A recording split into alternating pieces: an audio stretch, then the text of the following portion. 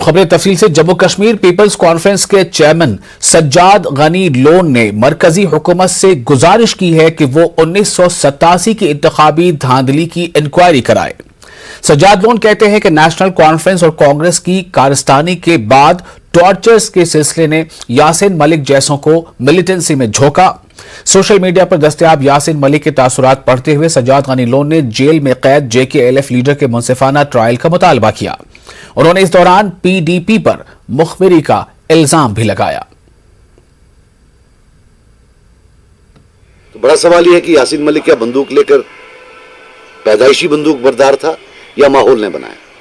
हम पिछले 30 साल से 20 साल से हमारी पार्टी कहते आ रही है कि जो यहां लोग मरे हैं, जो कब्रें यहां कब्रिस्तान इतने आबाद हुए हैं, इसका जो बेसिक सोर्स है वो 1987 की रिगिंग ऑफ इलेक्शंस। अपील है फिर सेंट्रल गवर्नमेंट से कि ऐसा क्या है, क्या पर्दा है जो आप 87 से उठाना नहीं चाहते।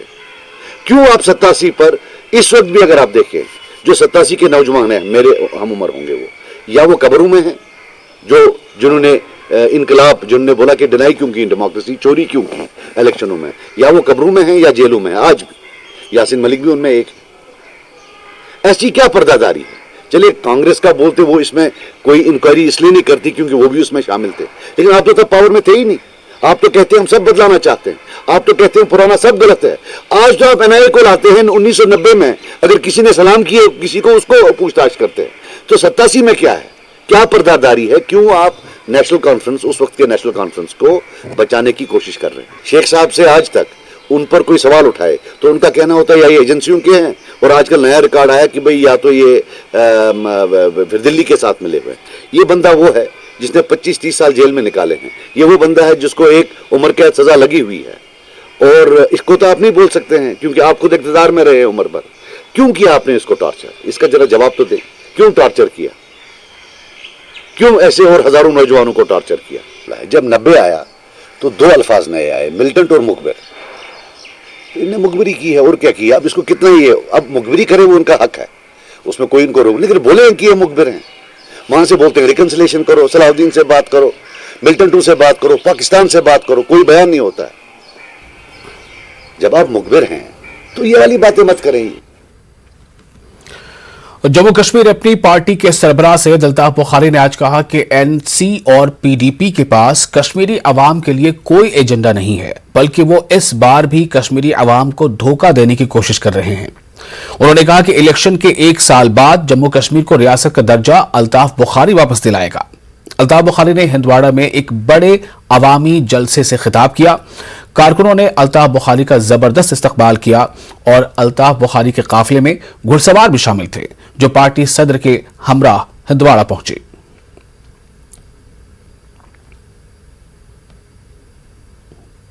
क्या आने वाला जो इलेक्शन है बिगुल तो बच गया है, क्या आप तैयार हैं? मुझे नहीं लगता है बिगुल बजा है। अभी बहुत दूर है या साहब इलेक्शन। ये तो एक अवामी मुहिम का हमारा सिलसिला है। मुझे नहीं लगता है दिल्ली वाले समझते हैं ये कोई बड़ा एहसान है हम पे।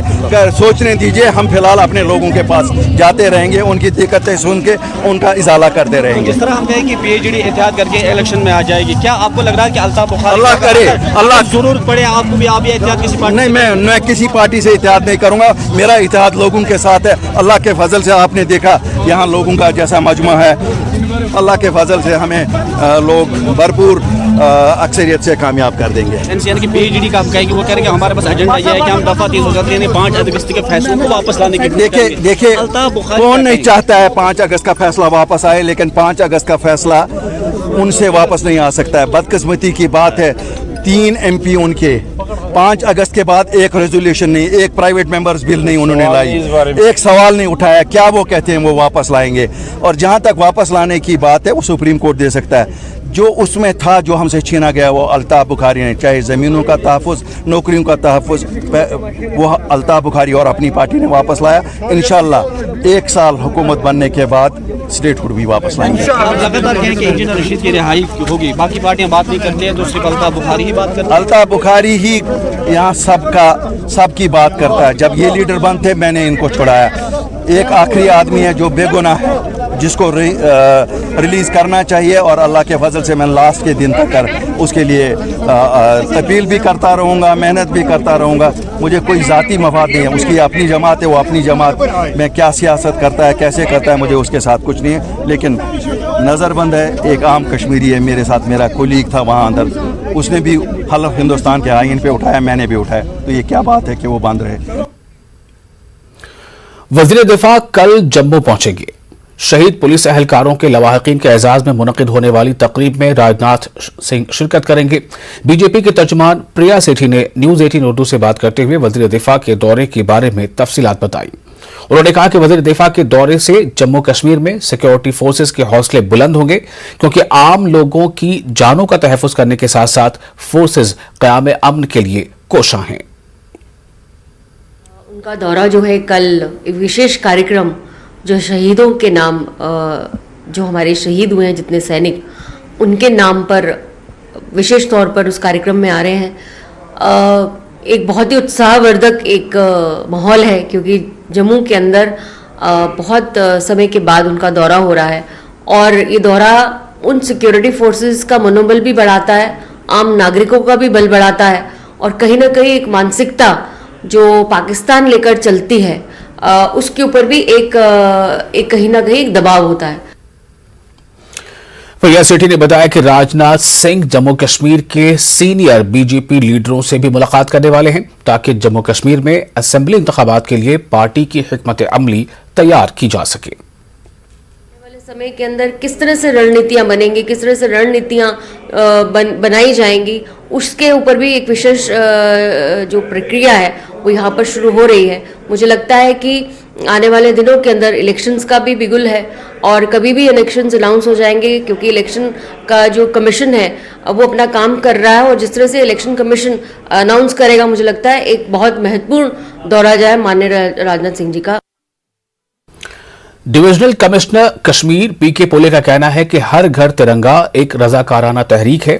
आज श्रीनगर में एक तकरीब के मौके पर मीडिया से बात करते हुए उन्होंने कहा कि झंडे मामूली मुआवजे पर दस्तयाब कराए जाएंगे और कौमी परचम लहराते वक्त फ्लैग कोड पर अमल करना पड़ेगा। ये एक टोटली वॉलंटरी बेसिस पर और ये है मूवमेंट है, इसमें कहीं भी किसी भी तरीके का कंपल्शन नहीं है, ना उसमें कोई इंसिस्टेंस है। हर कोई शहरी जो अपना घर पर, अपने शॉप पर बकायदा फ्लैग कोड फॉलो करते हुए फ्लैग होस्ट करना चाहता है, 13 तारीख से 15 तारीख ये 3 दिन के बीच में वो वेलकम है। उसको हम जो है बहुत ही रीजनेबल इस पर जो है वो उपलब्ध कराएंगे कॉस्ट पर। सिर्फ ये है कि फ्लैग लेने के बाद फ्लैग कोड का फॉलो हो, उसलिए जो है हम उसको कहेंगे कि भाई कैसे उसको फहराना है, कब अप करना है, कब डाउन करना है, तो वो जो है उसको बताएंगे ताकि जो फ्लैग कोड है उसका कंप्लायंस। पीपल्स कॉन्फ्रेंस के सीनियर लीडर अब्दुल गनी वकील ने कहा है कि जम्मू कश्मीर के हवाले से अवाम दोस्त पॉलिसियों और वाज़े विजन की वजह से नामवर शख्सियात भी पीपल्स कॉन्फ्रेंस से हाथ मिला रही हैं। अब्दुल गनी वकील नौपुरा सोपोर में पार्टी वर्कर्स के कन्वेंशन से खिताब के बाद मीडिया से बात कर रहे थे।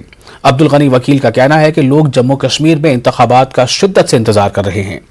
अब्दुल गनी वकील के मुताबिक इनकी पार्टी के चेयरमैन सज्जाद गनी लोन ने बहुत से लोगों को उनके साथ मिलाने का काम किया है ताकि उन्हें अमन और खुशहाली की तरफ राग़िब किया जा सके। अब्दुल गनी वकील ने हर घर तिरंगा पर तबसरा करते हुए कहा कि वो इस मुल्क के बराबर के शहरी हैं और लोगों पर जबरदस्ती सही नहीं है। हमारी नेशनलिटी हिंदुस्तान है, हमारे पासपोर्ट हिंदुस्तान है और अगर उनको खुद डाउट है ये बहुत ही बदकिस्मती है। इसलिए जो भी यहाँ मरकजी सरकार से हम गुजारिश करते हैं कि वो एक ऐसे इक़दाम करें जिस एतमाद साजी के, जिससे लोगों में एक जज्बा पैदा हो, लोग ज़्यादा से ज़्यादा मेन स्ट्रीम के नज़दीक आ जाएं। और वो ऐसे इक़दाम कर रहे हैं जिससे लोग दूर होते जा रहे हैं। हम ये भी उनसे बार बार कहते हैं, आप असेंबली इलेक्शन का जो बंडूरा पीटते हैं, अगर आप चाहते हैं कि लोगों की ज़्यादा से ज़्यादा पार्टिसिपेशन इस असेंबली इंतखाबात में हो, तो वो एतमाद साजी के इक़दाम करें। सबसे पहले जो इक़दाम है स्टेटहुड में वापस करें और साथ ही इस वक्त 60,000 जो डेली वेजर हैं परेशान हैं, उनको मुस्तकिल करें। सियासी कैदी है उनको रहा करें। और इसी तरीके से हमारे 2 इंडस्ट्रीज, खासकर जो फूड इंडस्ट्री है, टूरिज्म इंडस्ट्री है, महफूज होकर आ गई, उनको रिजेनरेट करें और ताकि लोग ज्यादा से ज्यादा शिरकत करें। अगर बजाय उसके वो ऐसे दबाव दोनों का इस्तेमाल करें जिससे लोग मेन स्ट्रीम के नजदीक आने के बजाय दूर हो जाए, ये बहुत मुल्क के लिए बड़ा खतरा है। और जो भी मुल्क के मफाद में नहीं होगा, पीपुल्स कॉन्फ्रेंस उसका डट कर मुकाबला करेगी। और आगे बढ़ते जिला सांबा के न्यू बस स्टैंड सांबा इलाके में जम्मू पठानकोट नेशनल हाईवे पर देर रात दर्दनाक सड़क हादसे में 3 छोटे बच्चों समेत एक खातून की मौत हो गई, जबकि 15 लोग जख्मी हुए हैं। एक पैसेंजर ऑटो में 18 लोग सवार थे। वो शादी तकरीब में शिरकत के लिए अपने रिश्तेदारों के पास जा रहे थे। जैसे ही न्यू बस स्टैंड पहुंचे तो कठुआ की तरफ से तेज रफ्तार ट्रक ने ऑटो को अपनी चपेट में ले लिया। जख्मियों को अस्पताल लाने पर 3 बच्चों और एक खातून को डॉक्टरों ने मुर्दा करार दिया। 15 अफराद जख्मी थे, जिनमें से 7 लोगों की हालत खराब देखकर उन्हें जम्मू रेफर कर दिया गया। वहीं डीसी सांबा ने रात के वक्त सांबा अस्पताल पहुंचकर हादसे में जख्मी हुए लोगों का हाल चाल जाना। 7 लोग यहाँ पे हैं जो कि मैंने अभी खुद देखा स्टेबल हैं। तो इसमें जो भी सभी को ये डायरेक्शन यहाँ पे दी गई है, हॉस्पिटल अथॉरिटीज़ को भी और जीएमसी में भी हमारी बात हो गई है। तो जो भी इनके लिए जो भी असिस्टेंस होगी, जो कुछ भी हमारी तरफ से पॉसिबल होगा, वो सारा हम यहाँ पे करने की कोशिश करेंगे। जो हमारे यहाँ पे हमारे मेडिकल सुपरिटेंडेंट, हमारे डॉक्टर्स की टीम है, उन्होंने इमीडिएटली उनको अटेंड किया और बहुत टाइमली जो क्रिटिकली इंजर्ड थे उनको इमीडिएटली रेफ़र कर दिया गया जीएमसी में, और वहाँ पे भी बात कर ली ताकि उनको इमीडिएटली अटेंड भी कर लिया जाए। और यहाँ पे भी जैसा आप खुद भी आपने देखा होगा कि यहाँ पे जो लोग हैं उनको भी पूरी जो ट्रीटमेंट है वो दी जा रही है और वो स्टेबल हैं। जिला पुलवामा के रखलेता इलाके में बीती शब एक कार खाई में गिर गई। कार पुलवामा से संगम की तरफ जा रही थी। इस दौरान तेज रफ्तारी के सबब रखलेतर के मकाम पर सड़क से लुढ़क कर गहरी खाई में गिर गई। मकामी लोगों ने कार में सवार 2 अफराद को बहिफाजत निकाला, जिनको मामूली चोटें आई हैं।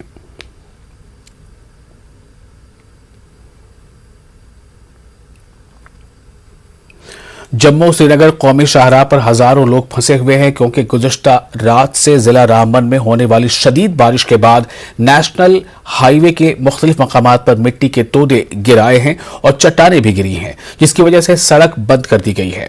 सुबह सवेरे मौसूला इत्तलात के मुताबिक पहलगाम के रास्ते जा रहा श्री अमरनाथ यात्रा का एक काफिला जिला उधमपुर में मंड के बिखानगाला पर रोक दिया गया। नेशनल हाईवे 44 बंद होने की वजह से यात्रियों को रोका गया। कुछ यात्रियों को जम्मू बेस कैंप की तरफ वापस जाने की इजाजत भी नहीं दी गई। इसी बीच बालतल से जाने वाले यात्रियों को यात्री निवास चंद्रकोट पर रोक दिया गया। और हम पूरी टीम के साथ बाबा बर्फानी का दर्शन करने आए हैं और हम इस समय उधमपुर में रुके हुए हैं, क्योंकि लैंडस्लाइडिंग की वजह से यहाँ पर गाड़ियाँ रोक दी गई हैं और हमारे साथ 12 लोग हैं और कम से कम 40 से 50 गाड़ियाँ और यहाँ पर रुकी हुई हैं, जो कि अग्रिम सूचना तक यहाँ पर उनको रुकने के लिए बोला गया है। दर्शन करने के लिए हम लोग आए हुए हैं गोंडा से। हम लोग सुबह 3 बजे जत्थे के साथ में निकलने वाले थे, लेकिन किसी कारणवश हम लोग पीछे रह गए और सुनाई पड़ रहा है कि जो पहला जत्था निकला था उसको भी लैंडस्लाइड की वजह से उधमपुर से वापस भेज दिया गया जम्मू के लिए। और हम लोग भी अभी पहुंचे यहाँ पे तो काफी गाड़ियों के साथ में हम लोग को भी रोका गया है। गुंदू के जंगलाती इलाके में मिलिटेंटों का काफी पुराना ठिकाना बरामद हुआ है। मोतबर जराये से खास इत्तला मिलने पर गुंदोह पुलिस ने तलाशी मुहिम चलाई थी। गुंदोह पुलिस स्टेशन हदूद में आने वाले खसोड़ी चांदसार के जंगल में कमीन गाह पाई गई, जहां जंग आलूद हथियार मिले। एक UBGL बैरल, एक ग्रेनेड, एक RPG शेल और 25 इलेक्ट्रॉनिक डेटोनेटर मिले हैं।